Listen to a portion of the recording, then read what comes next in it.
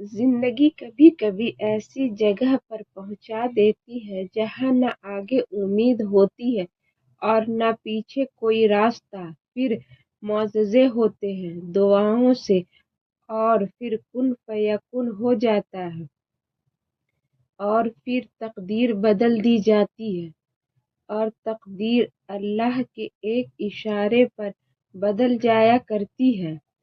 तुम यकीन तो रखो वह बेहतर लेकर बेहतरीन देगा।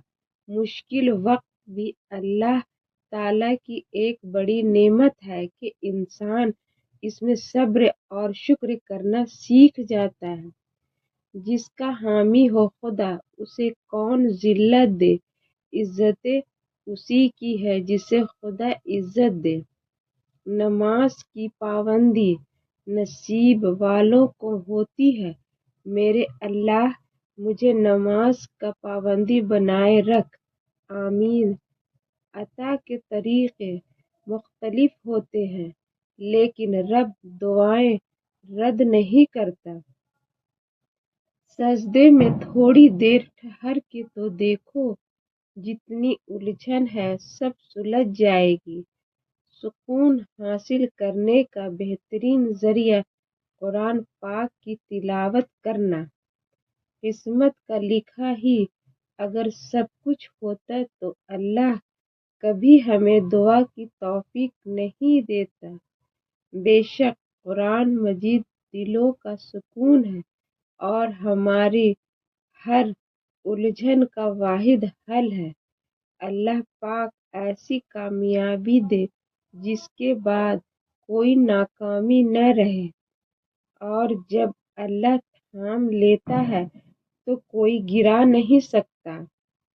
सबसे बेहतरीन रास्ता कुरान पाक दिखाता है।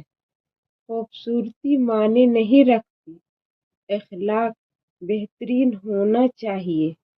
अल्लाह के फैसले हमारी ख्वाहिशों से बेहतर है और ये कुरान पाक दिलों की बीमारियों के लिए शफा है।